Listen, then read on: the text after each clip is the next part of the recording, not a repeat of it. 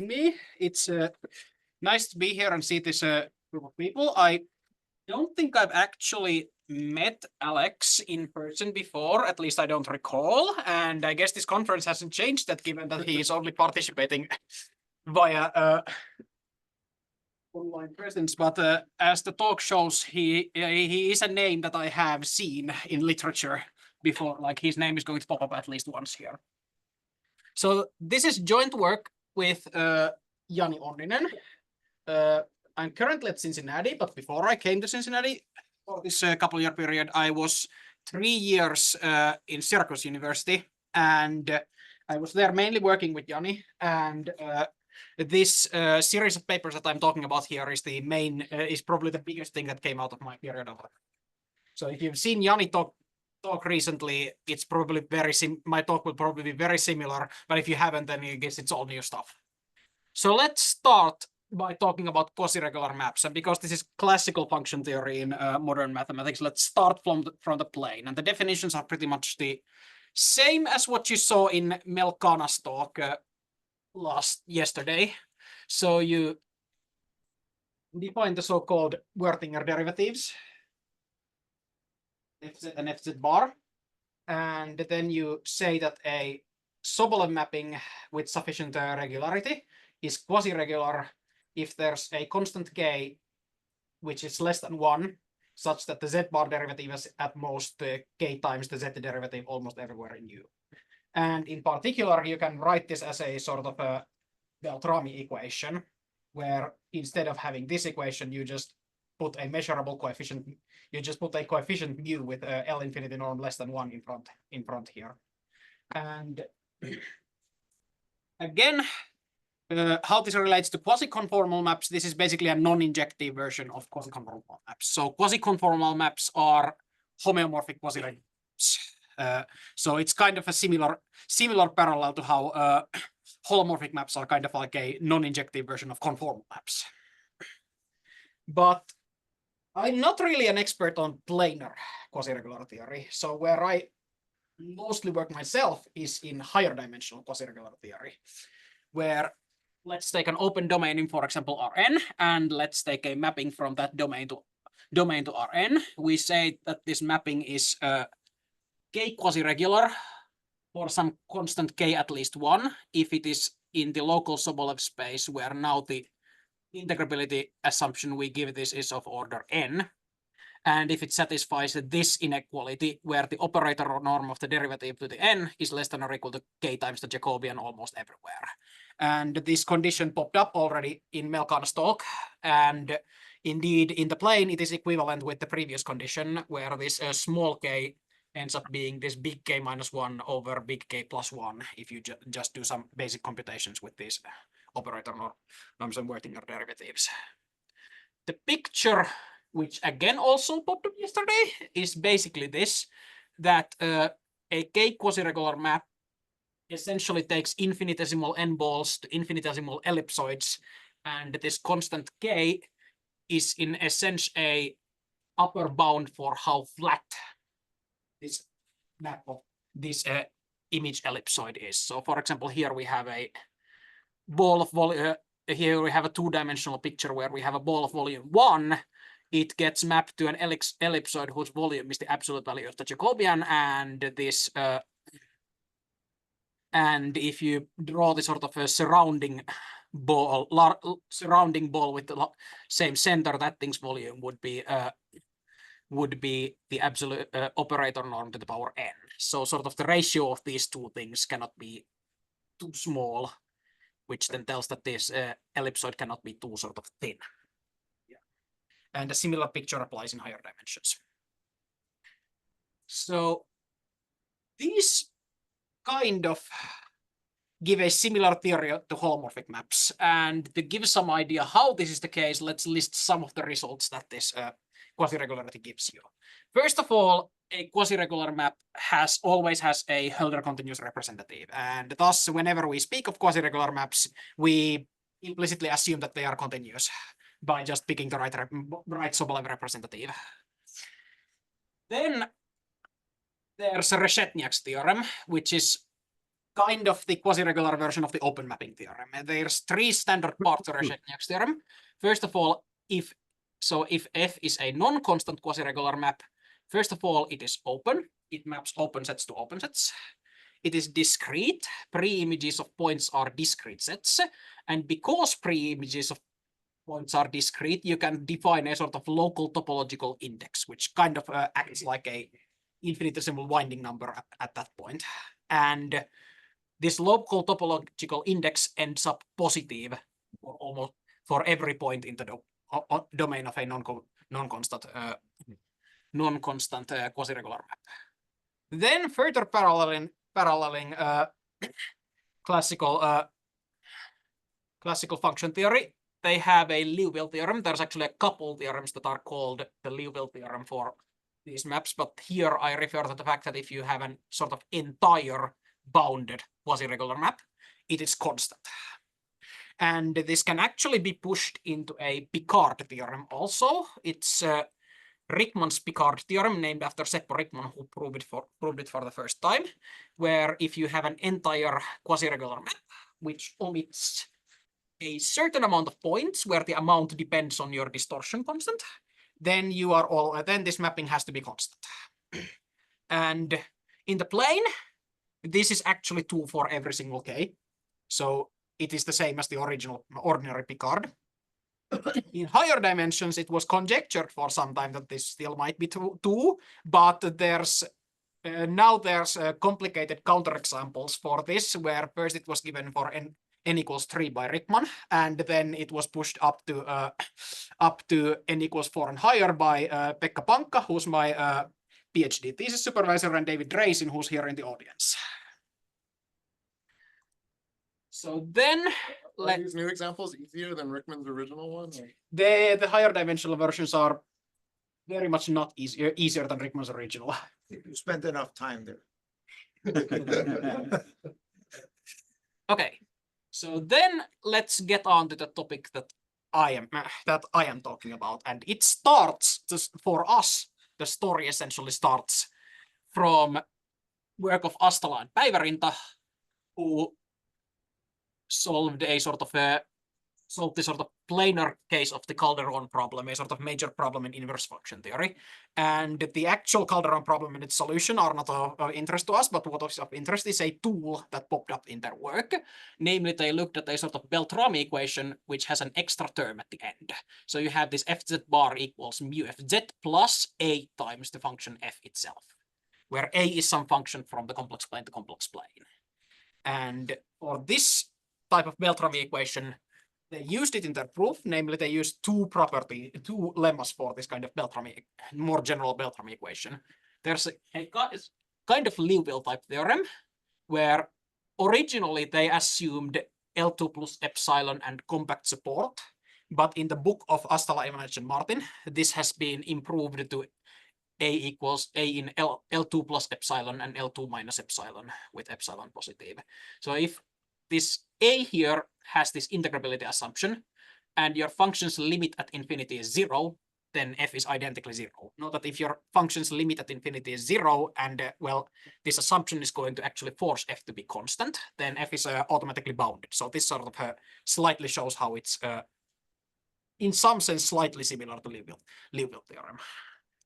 And they also use a sort of argument principle type theorem, where if your weight is at least L2 plus epsilon log, and if you behave at infinity similarly to lambda times z, where lambda is some non-zero complex function. So you're basically a linear conformal map at infinity. Then it turns out this function f can have only 1, 0. It always has exactly 1, 0 in this point. Of course, by topology, you can see that it has to have 1, 0, but it cannot have more than 1. And the general idea in the plane for proving these kinds of results is that you write your f using a decomposition like this. So you write your f as g times e to the theta, where g is a solution of this standard Beltrami equation with the same mu, notably g is quasi-regular. And the theta then ends up a solution of this slightly altered this version of this equation where you don't have this f here, you have just this a. And once you have this decomposition, you can start using this standard regularity theory for Beltrami equations. You can start doing these integral transforms on these things and go through the standard motions of solving this thing, and you get various regularity results for this theta based on how much integrability this A has. And a notable case here, for example, is this when A is in L2 plus epsilon and L2 minus epsilon, then this integral transform argument gives that theta is continuous and vanishes at infinity. And this then lets you prove the Liouville type theorem because now if f is bounded, this one ends up also bounded, so G has to also be bounded. And because G is a bounded quasi-regular mapping, it is constant, and now you just argue from there. So this way you can sort of reduce these results to the original results of quasi-regular maps in the plane. But in their book, Stola, Ivanec, and Martin ended up asking a sort of higher whether a similar Liouville type result still holds in higher dimensions. And you can write a kind of higher dimensional counterpart to this, similarly to how you can write this sort of a higher dimensional counterpart to the standard Beltrami equation. So you have the same df to the n is at most k times Jacobian x, but then you have this weight sigma times the absolute value of f to the n, where this weight sigma is sort of a absolute value of a to the n from the previous case. In particular, if you write it like this, then assumption which would be sort of relevant here is that sigma is in L1 plus epsilon and L1 minus epsilon. You can also use something which is a weight which is raised to the power n, which then changes this to Ln plus epsilon and L minus epsilon. It's a preference, and I think right now the non-power n sigma has started to stick. So they asked, if your limit at infinity is 0, do we have f identically 0? And as most of you presumably know, in higher dimensions, we don't anymore have this kind of existence theory for Beltrami equations. We certainly can't write a decomposition like that, like what has been used in the plane. So this was the question which we started working on with Jani when I arrived to Syracuse. And the current status is that yes, the answer to the answer to the above question is that yes, this is true. You might see there's 2 years there. The reason is that we originally thought we solved this in 2021, and we submitted the paper and it got accepted. Then unfortunately, in summer 2023, we found out a misstep in our proof, and we spent the entire summer fixing that. It was a very non-trivial fix, and we almost gave up near the end. But we did manage to fix it, so the full statement holds. Without the fix, it would have been sort of a slight weakening of the statement. It was actually pretty crazy. We found it the day before I was talking about this in a local seminar in Syracuse, which means that I had to come up with what are the weakened statements with which this still works within 1 day. But thankfully that worked out fine. But this question is not the end of it. It's more so the beginning, because we didn't even realize when we solved this question what we were doing. But when we were when we started to do some follow-up research, it started to reveal to ourselves what we are actually dealing with here. And what we found out prompted us to make the following definition.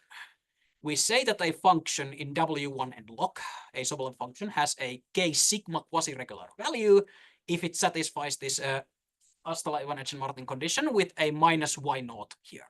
And if we have a minus y naught here, we say that it has this k sigma quasi-regular value at this point y naught. And what is the point of this definition? First of all, it's a kind of single value definition for quasi-regularity. So for one, a mapping in W1 and log is k quasi-regular if and only if it has a k sigma quasi-regular value at every point in the target. Sorry, the epsilon in your definition. Whoops. Whoops. Okay. So we sometimes assume already in the definition that the sigma is in L1 plus epsilon. So that ended up hanging around in there. So this result, you can do it with just assuming that these sigmas are in L1 log, and they can vary depending on the point. Actually, we can thank Toni Ikonen for pointing out the trick which managed us to optimize this from L1 plus epsilon log to L1 log. But that's the main interesting thing is that you start getting 1-point versions of the results from quasi-regular theory at the single point y0.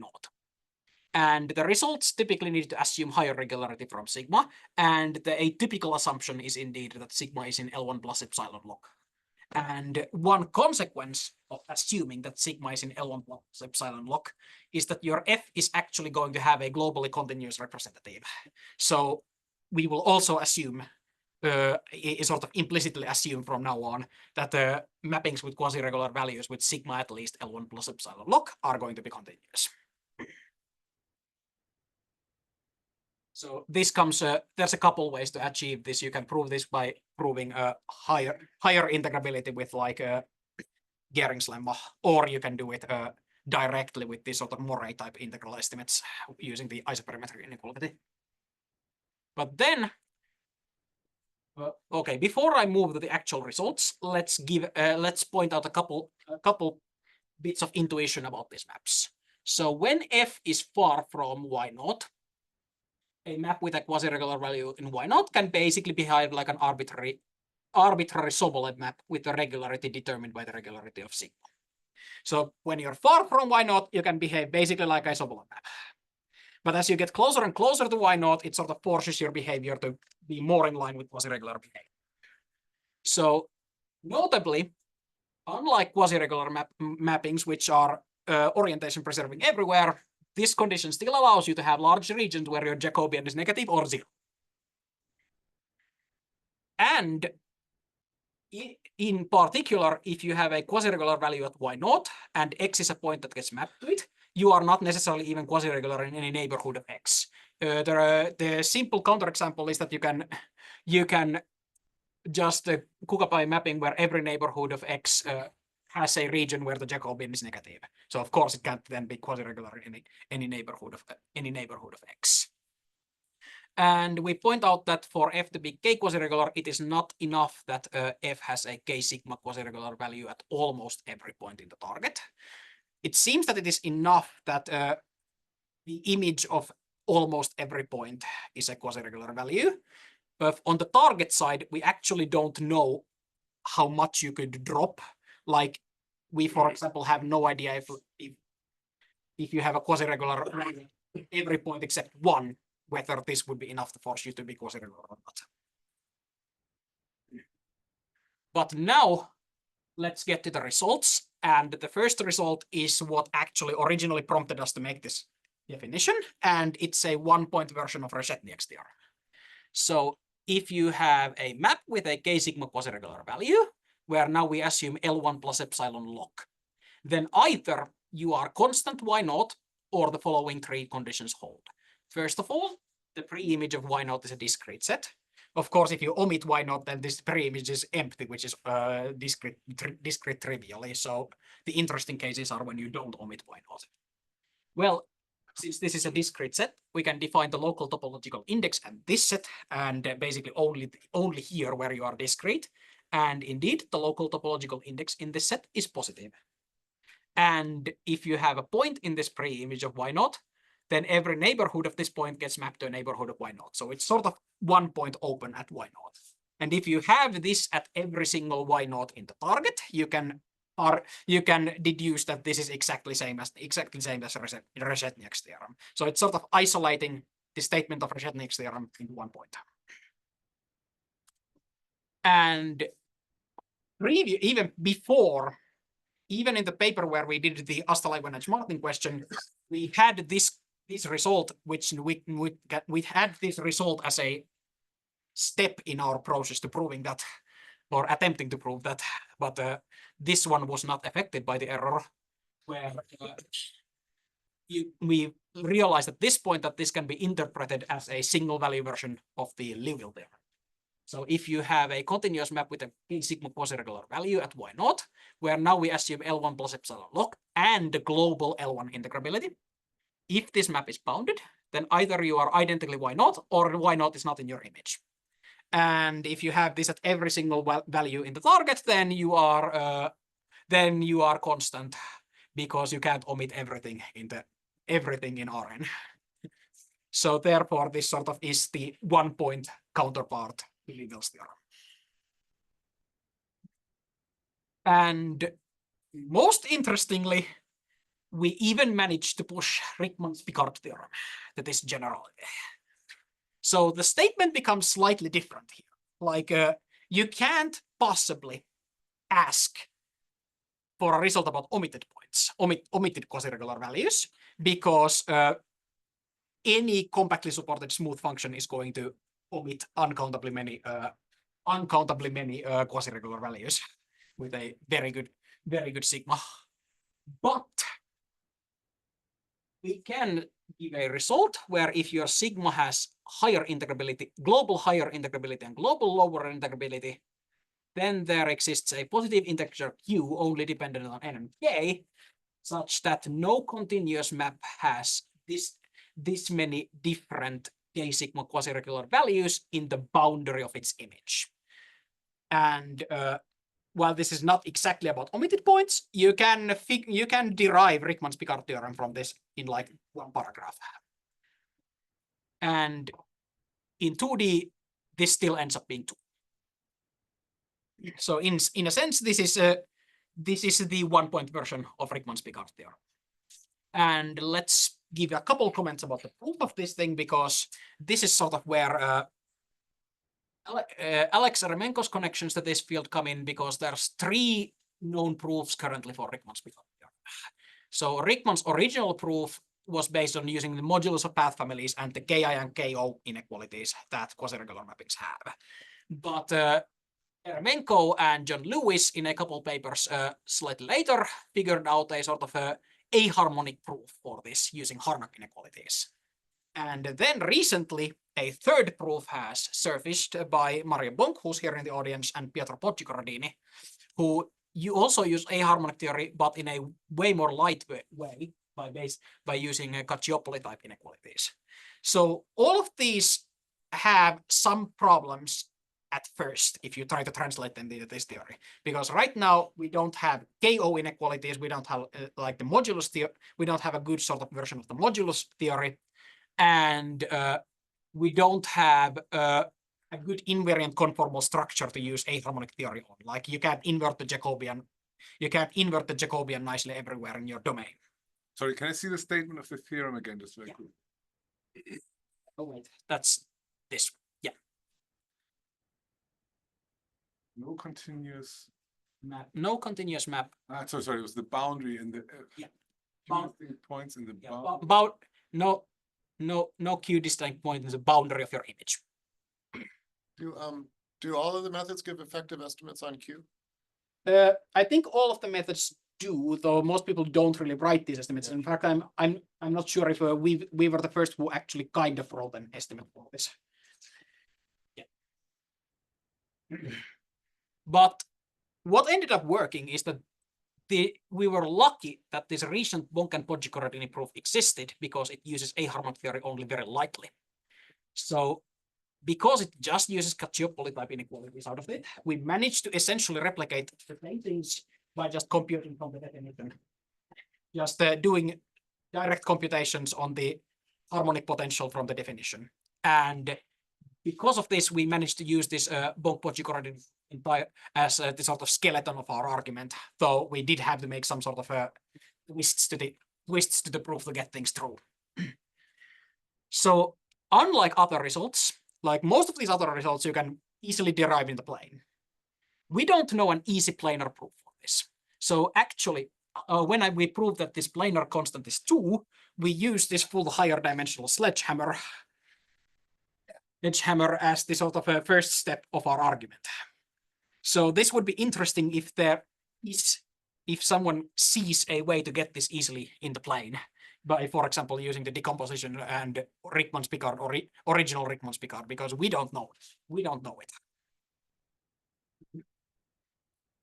Then there's been one more preprint on this topic where I'll mention some results from there. So in this recent preprint, we looked at rescaling of these maps, and this actually reveals quite an interesting fact about their behavior. So if you have a map with a quasi-regular value at the image of some point, where let's assume L1 plus epsilon log, then you can find sort of rescalings, sort of you zoom in on the domain side and enlarge on the target side enough to compensate. So with the right radii and the right scaling factors, these rescalings will converge weakly in the Sobolev space and locally uniformly to a non-constant K quasi-regular map. The sigma vanishes. You get an actual K quasi-regular map in the limit. So while you are not K quasi-regular in a neighborhood, this result shows that you can kind of rescale a mapping with a quasi-regular value in its image to a K quasi-regular map. And one consequence of this, the hope that we would hope with this would be that we would be able to use just sort of existing results in quasi-regular theory with this rescaling to transfer some results over. Well, we currently just know one result we can sort of easily transfer over with this, and that's the small k theorem, where if you have a non-constant continuous map with a k sigma quasi-regular value at fx naught, and if your k is sufficiently small, sufficiently close to 1, then your local index is 1. And of course, this sufficiently close is exactly the same as for quasi-regular maps, where the best estimate is currently Barreal. Again, because again, the proof is just you rescale to a quasi-regular map and show that the local index gets preserved in this rescaling.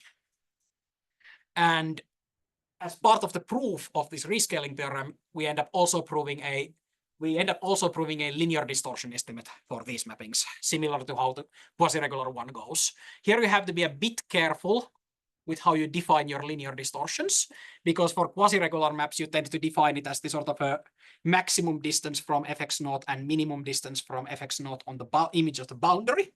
But because our maps can turn backwards and sort of exhibit non-open behavior, we have to be careful to use this kind of definition, which is sort of the largest ball that encloses the image of the ball, and the smallest ball, the smallest ball that encloses the image of the domain ball, and the largest ball that is enclosed in the image of the domain ball.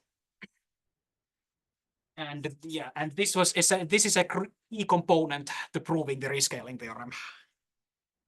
So that's essentially. Oh, thank you, and I guess happy birthday or happy quasi-birthday. I slightly doubt that today is exactly Alex's birthday, given that we've been wishing happy birthday for him for a couple of days already. But at least happy quasi-birthday to Alex.